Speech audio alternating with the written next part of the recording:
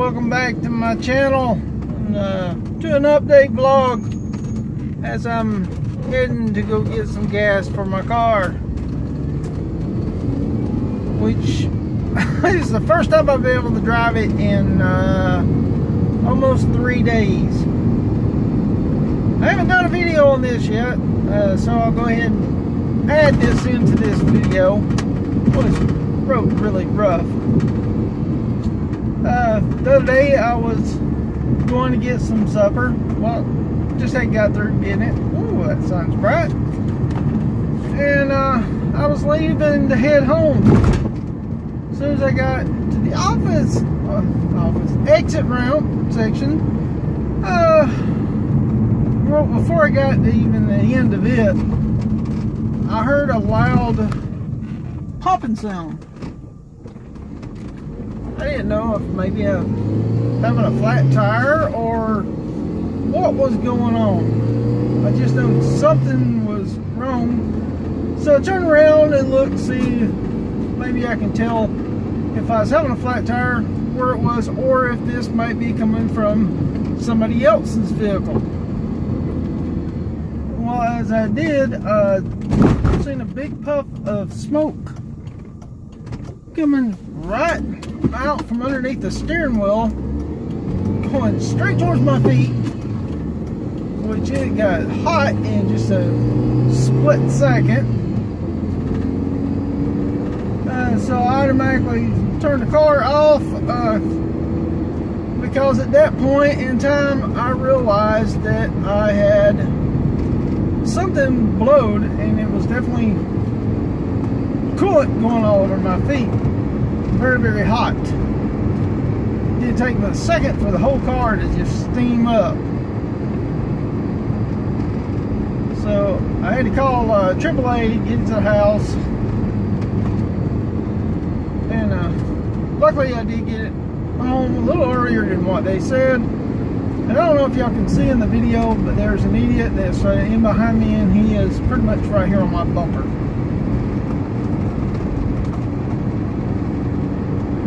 Anyway, getting back to what I was talking about,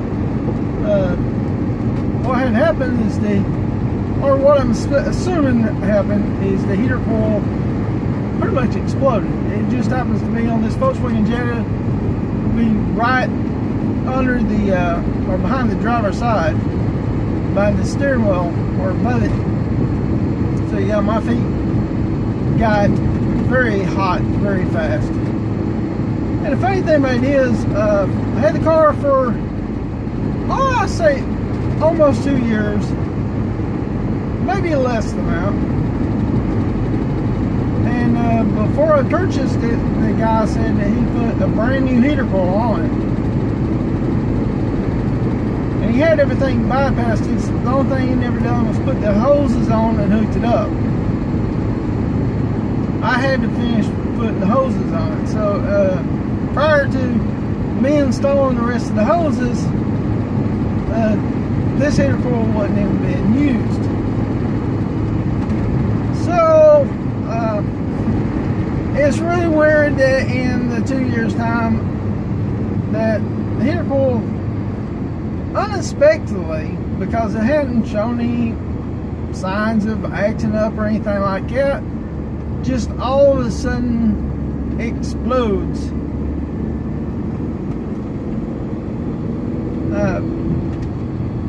What I have done is I haven't put a new heater coil in it yet. Got so much stuff I need to do to this car. Still debating on whether or not just give me a whole nother body. So I got thinking about it. I was like, well, the heater coil is bypassed. It's spring, warmer weather. I'll just bypass it and worry about it by winter. Hopefully I would also have the truck done by then, which my fuel pump still hasn't come in yet. I don't know if I've done an update on that. But anyway, I bypassed this and got it up and going. Motorcycle, I had to, if I talked about it before, during the weather, it fell over and broke the clutch handle. and the whole mountain bracket. So I got another one that was off of a newer model, but they said the light switch, the plastic part was messed up. Well, I popped the other one off and stuck it in that one, but it didn't work. I had so much problems that pretty much while I was working on that, it broke the rest of the way. And me being down with the car, my truck wasn't going, which again, I'll get an update on that very soon. I figured, well, I'll just bypass everything, get it where the lights go, and I'd done a little rigging where it'd be on. Well, when I crank it up and just set an island and got ready to put it in gear, the light automatically went out. I was like, well, it's daytime. I was able to drive it. It's doing pretty good. After that, though, it started acting weird because when I give it full gas, it would just bog down. So the carburetor needed to be clean. I haven't took it off, but I have sprayed carburetor cleaner in it. This guy behind me is really starting to irritate me. I mean, he's right on my bumper. I guarantee you couldn't put a fender in between him and my bumper. It's not that I'm going slow. I am going as slow as the guy is in front, which is apparently getting ready to turn. Oh, the one in front of him is getting turned. And plus that, we're going the least speed limit. So this guy is just being a total jerk.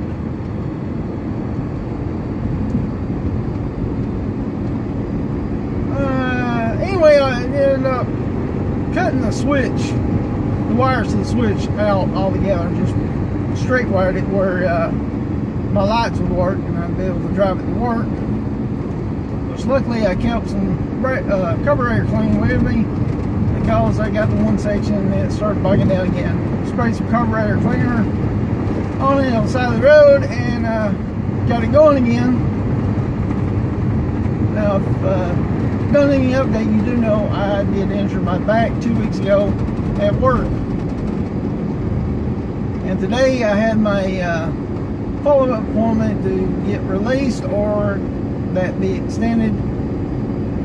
And I need to take motorcycle, started on the motorcycle and it started bogging down. I sprayed it on the side of the road and it was still doing that. So I took it back home. I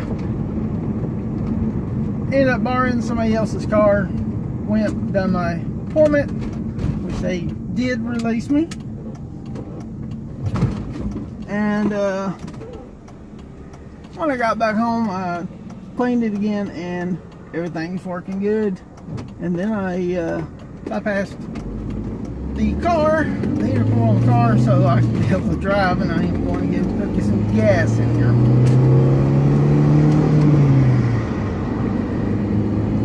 Wow, this guy is driving so dangerous.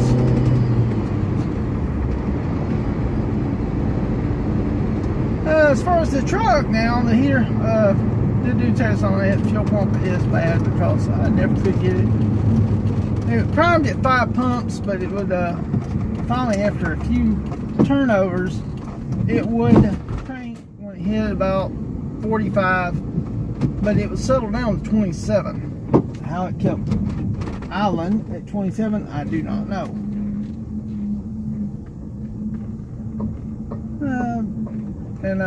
Working on cutting the hoe out. My sawzall that I got, which is a cordless Roby, couldn't get it with it, or a jigsaw, so I'm still working on that. Anyway, I'm gonna get the gas for the car. I figured I'd do this little update, let y'all know what's going on. Don't forget, like, comment, subscribe. Hopefully I get some more videos going on, since now I am released from being on light duty and having to take care of my back. And I'll see you on the next video.